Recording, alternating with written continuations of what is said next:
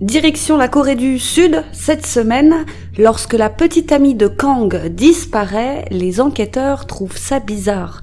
Mais lorsque la deuxième petite amie de Kang disparaît à son tour, il n'y a plus de doute, quelque chose de louche se trame et les enquêteurs ne sont pas au bout de leur peine. Aujourd'hui, la triste histoire de Kim Mi-ae.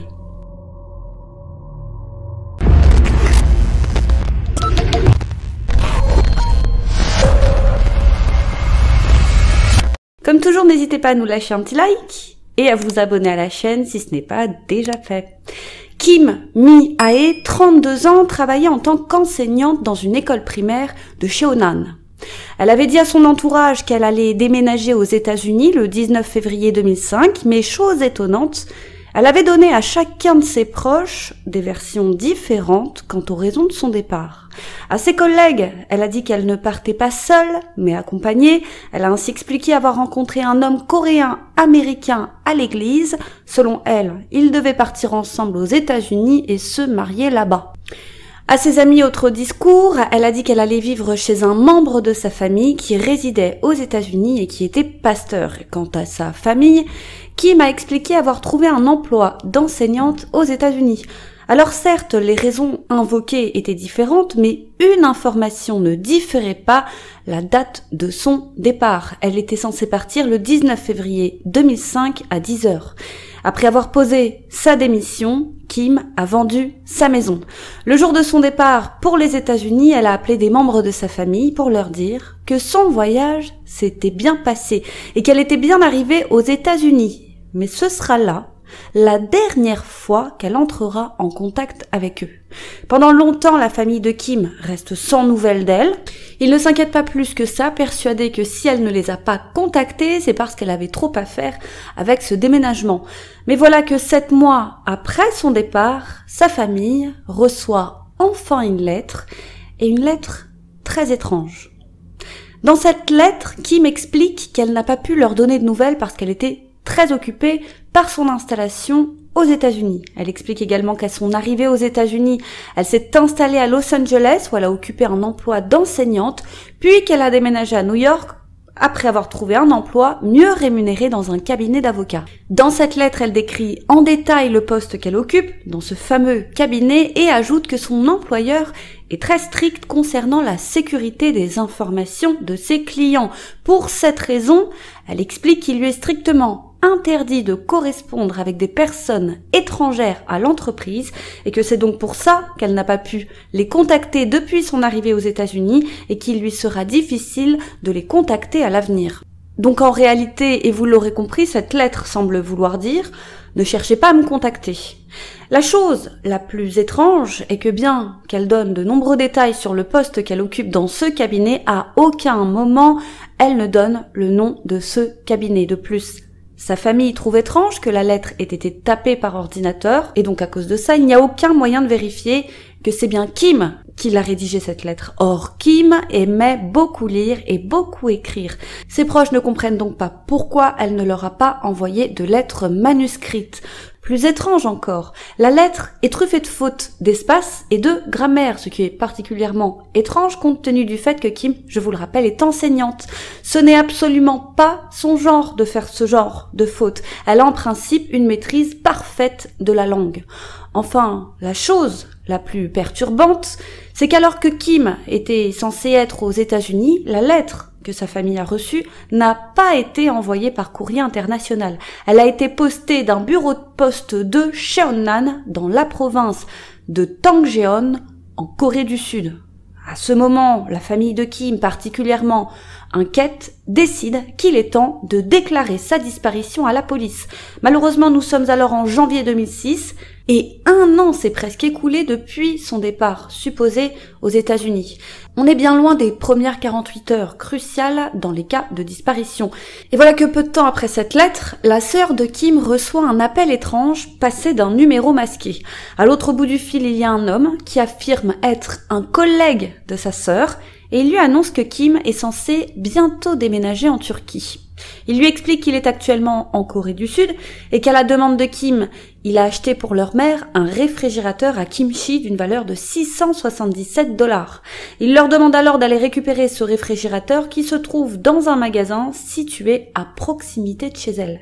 La sœur de Kim est étonnée, ce n'est pas son style, comme ça, à Kim, de confier sa carte de crédit aussi facilement, mais bon, soit. Elle en profite alors pour demander le nom de l'entreprise dans laquelle tous les deux travaillent, et tant qu'à faire l'adresse, mais l'homme, en plus de ne pas répondre, lui raccroche au nez. Ce coup de fil est tellement étrange que la famille de Kim devient encore plus inquiète. De leur côté, les enquêteurs n'ont pas chômé, ils ont découvert que Kim n'a en réalité jamais quitté le pays. Ils sont donc certains que le 19 février 2005, elle n'a jamais pris de vol pour les États-Unis. De ce fait, ils pensent qu'elle se trouve probablement quelque part en Corée du Sud. La police examine alors les relevés téléphoniques de Kim, mais ils ne trouvent aucune trace d'un appel passé à sa famille ou à ses amis. Il vérifie également auprès des hôpitaux, mais encore une fois, elle n'apparaît dans aucun registre. Après avoir interrogé ses proches, il semble que personne l'ait vue depuis son supposé départ pour les États-Unis. La seule preuve de vie qu'ils ont, ce sont les activités sur sa carte de retrait, ainsi que sa carte de crédit. Mais rien ne prouve pour autant que c'est Kim qui s'en est servi. Les relevés des cartes de crédit et de retrait de Kim indiquent que du 11 mars au 22 mars, alors qu'elle était supposée être aux États-Unis, elle, ou quelqu'un d'autre, a retiré quasiment quotidiennement de l'argent de son compte bancaire via des distributeurs automatiques de billets. La somme totale s'élève à 20 000 $. Kim vit plutôt chichement, donc cette manière de dépenser de l'argent est vraiment inhabituelle. Quand les enquêteurs épluchent ces relevés, ils découvrent que l'argent a principalement été utilisé dans des magasins de vêtements, de cosmétiques ainsi que dans des restaurants. En s'attardant sur le prix des notes de restaurant, les officiers remarquent que certaines notes s'élevaient à plus de 100 $. Ils ont conclu donc que Kim n'avait probablement pas dépensé cet argent seule et qu'elle était accompagnée au restaurant, encore une fois si c'est elle qui y était. Plus suspect encore, la zone où sa carte de crédit a été utilisée se trouve principalement à Cheonan, dans un périmètre proche de l'établissement où elle travaillait en tant que professeure. Ce qui laisse penser encore une fois qu'elle n'a en réalité jamais quitté Cheonan. Et plus étonnant encore, toujours en étudiant ces relevés de compte, les détectives se rendent compte qu'une importante quantité d'or a été achetée dans une bijouterie. Cependant, après enquête, ils découvrent que la personne qui s'est rendue dans cette bijouterie avec la carte de Kim n'était pas Kim elle-même, mais un homme. Selon le bijoutier, cet homme présentait bien et s'exprimait bien. Et le bijoutier, étonné qu'un homme achète une telle quantité d'or avec une carte de crédit qui n'est pas la sienne, ne s'était pas gêné pour lui poser quelques questions. L'homme lui avait alors expliqué que cette carte était celle de sa fiancée qui l'attendait dans une voiture garée à l'extérieur du magasin. Et enfin, il s'avère que les cartes de crédit et de retrait de Kim ont été utilisées jusqu'au 23 octobre, soit sur 9 mois, pour un montant total de 30 000 $. Et que l'argent qu'elle a dépensé via sa carte de crédit n'a jamais été remboursé à la banque. Alors qu'en Corée, sachez-le, il y a une différence entre une carte bancaire classique et une carte de crédit. Une carte bancaire classique te permet de retirer et de payer avec ton propre argent et à l'inverse, une carte de crédit, ce n'est pas ton propre argent que tu dépenses, mais celui de la banque. Argent que tu dois rembourser en fin de mois. Donc, c'est l'argent de la banque qui a été dépensé en plus de l'argent de Kim. Et après enquête, notamment en épluchant les images de vidéosurveillance des alentours de la bijouterie, la police a découvert qu'il y avait bien une femme qui se trouvait dans un véhicule et qui attendait l'homme dans la bijouterie, mais que cette femme n'était pas Kim. Et en étudiant l'itinéraire emprunté par le véhicule utilisé pour se déplacer par l'homme qui avait acheté de l'or avec la carte de Kim, les policiers finissent par découvrir l'adresse et l'appartement dans lequel vit ce mystérieux homme. Ils découvrent alors que cet homme vit avec une femme et que cette femme n'est pas Kim. Et l'identité de cet homme est Kang Sang-don. Il a 11 ans de plus que Kim et dirige un restaurant dans un quartier malfamé. Kang est alors interrogé par la police, Confronté aux témoignages de nombreuses personnes qui affirmaient l'avoir vu en compagnie de Kim avant sa disparition, il confirme que lui et Kim entretenaient bien une relation amoureuse avant qu'elle ne parte pour les États-Unis. Et quand les enquêteurs lui demandent pour quelle raison il utilisait la carte de crédit de Kim pour effectuer des achats, Kang a expliqué que Kim lui avait emprunté une très grosse somme d'argent, environ 90 000 $ avant de partir aux États-Unis. Et comme elle ne pouvait pas le rembourser en intégralité avant son départ, elle lui avait laissé sa voiture et sa carte de crédit, ainsi que sa carte de retrait en compensation.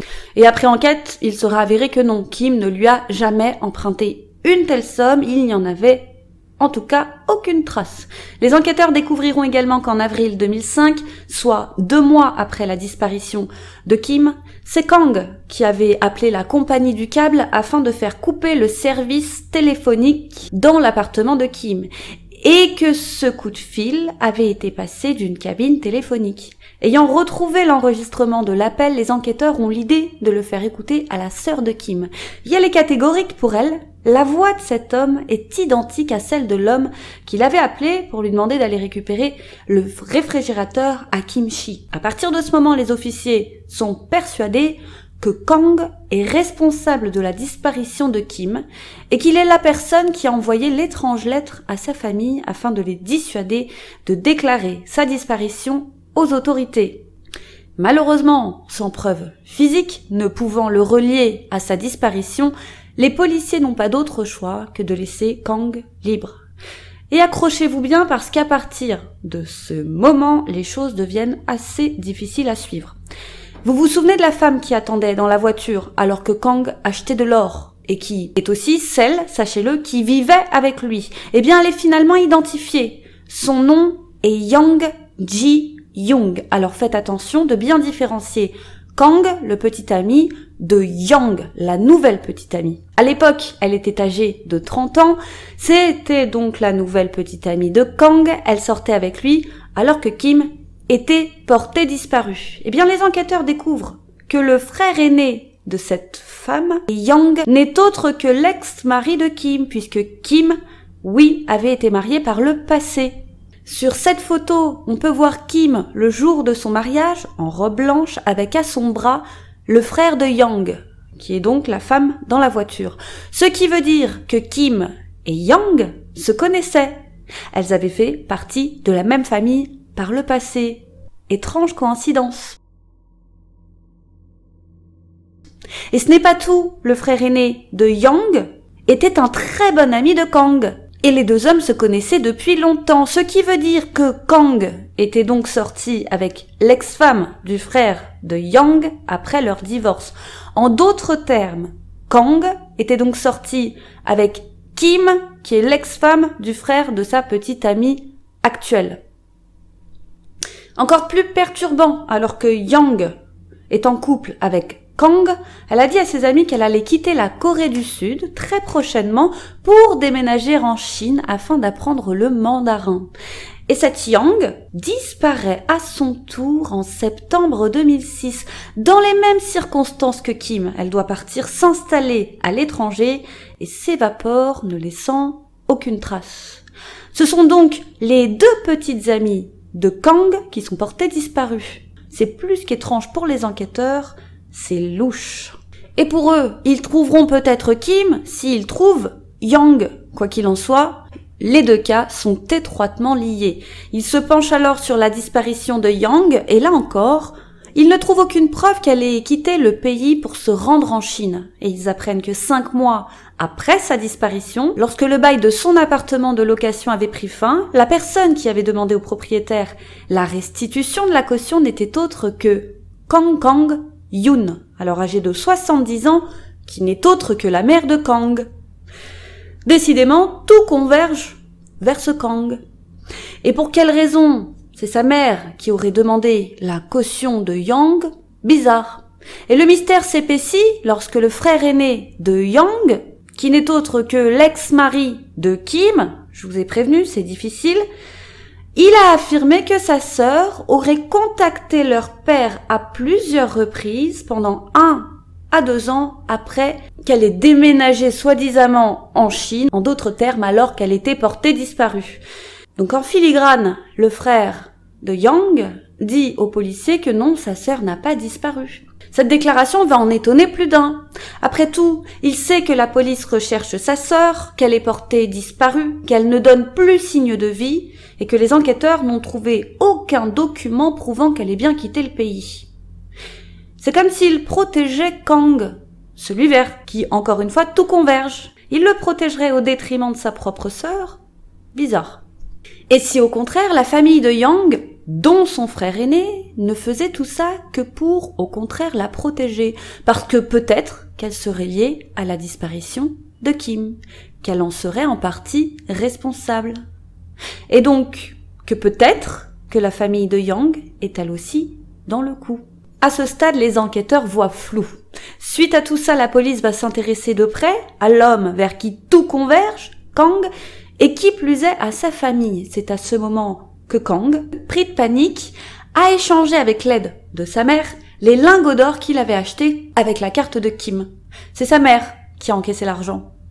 Et en 2008, après avoir récupéré tout l'argent, Kang a pris l'avion avec son père et sa mère direction les Philippines. Là-bas, il ouvre un restaurant coréen dans un village philippin où, précisons-le, aucun Coréen ne vit. La rumeur dit qu'il y aurait rencontré une femme avec qui il aurait eu un enfant, mais tout cela n'est qu'une rumeur. Seule certitude, il y a ouvert un restaurant. Bref, là n'est pas la question. Ce qui choque les Coréens, c'est que la police a laissé Kang s'enfuir aux Philippines. Ce qui n'est pas normal compte tenu de tous les soupçons qui pèsent sur lui. Ils ne comprennent pas non plus pourquoi la police coréenne ne l'a pas poursuivi alors qu'il se trouvait soit en Corée, soit même en Philippines. On savait où se situait son restaurant, et la raison est simple, l'enquête avait été menée par 2 enquêteurs différents. Et il s'est avéré que le premier enquêteur n'avait pas fait son travail correctement. Et Kang avait profité du temps qui s'était écoulé entre le moment où l'affaire a été transférée du premier enquêteur au second pour s'enfuir. Le second qui était bien plus expérimenté et donc plus compétent. Sans compter qu'en plus de ça, il est très difficile de poursuivre quelqu'un qui a trouvé refuge aux Philippines. Cela prend en moyenne 10 ans. Et il faudra attendre novembre 2009 pour que les choses bougent enfin. La justice coréenne est persuadée que Kang est responsable de la disparition de Kim et Yang. Et à ce titre, il a été demandé à Interpol de diffuser une notice rouge à l'encontre de Kang.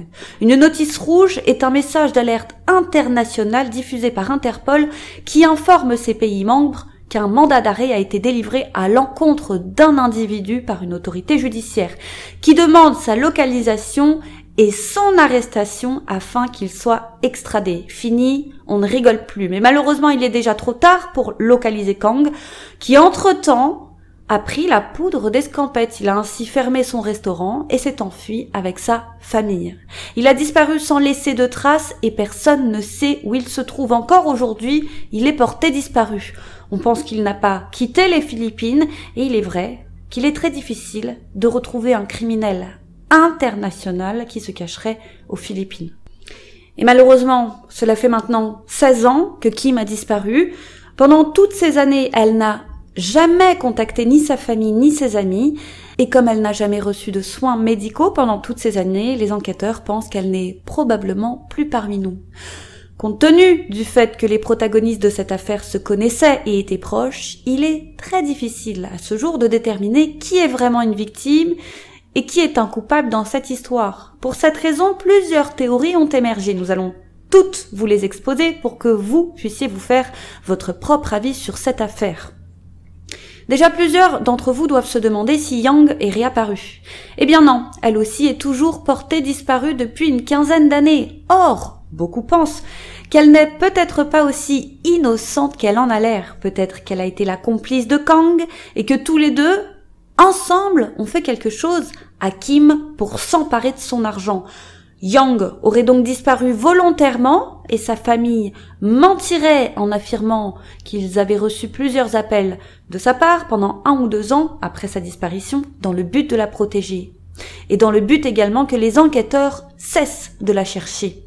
De nombreuses personnes sont même convaincues que le frère aîné et la famille de Yang sont peut-être eux aussi dans le coup et que tous ont un lien avec la disparition de la pauvre Kim qui serait alors l'unique victime dans cette affaire. Mais les avis divergent. D'autres pensent que cette théorie ne tient pas la route. Pour eux, si Yang était réellement la complice de Kang, elle aurait quitté la Corée avec lui. Après tout, elle prenait un plus grand risque d'être retrouvée si elle était restée en Corée. Il aurait été plus logique qu'elle fuit dans un autre pays. Or, encore une fois, il n'y a aucun document prouvant qu'elle ait quitté le pays.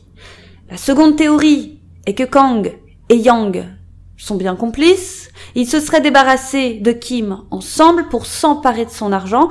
Ensuite, Kang aurait trahi Yang. Il se serait débarrassé d'elle aussi. Elle qui serait devenue un témoin gênant. Et Kang en aurait ainsi profité pour lui voler son argent à elle aussi. Enfin, dernière théorie. De nombreuses personnes pensent que Kim et Yang ont été manipulées par Kang. Elles auraient menti à leurs proches en leur disant qu'elles allaient déménager aux États-Unis et en Chine à la demande de Kang. Ensuite, Kang se serait débarrassé d'elles pour s'emparer de leur argent. Nombreux sont ceux à penser que Kang n'a pas agi seul. Selon eux, il avait planifié tout cela avec sa famille. Après tout, pour quelle raison la mère de Kang aurait-elle récupéré la caution ainsi que l'argent des lingots d'or si elle n'était pas de mèche avec son fils? Et pourquoi auraient-ils fui tous ensemble s'ils n'avaient rien à se reprocher? Malheureusement, à ce jour, une seule chose est sûre, Kang est toujours en fuite et Yang et Kim n'ont toujours pas donné signe de vie depuis maintenant au moins 15 ans. Voilà une affaire des plus mystérieuses. En tout cas, une chose est sûre, Kang a beaucoup de chance. Si les choses s'étaient déroulées correctement, il aurait dû finir en prison, ou au minimum jugé. Et vous, qu'en pensez-vous? Pensez-vous que Kim et Yang soient vivantes? Pensez-vous qu'elles aient disparu volontairement ou au contraire que quelque chose de grave leur est arrivé? N'hésitez pas à nous donner votre avis en commentaire.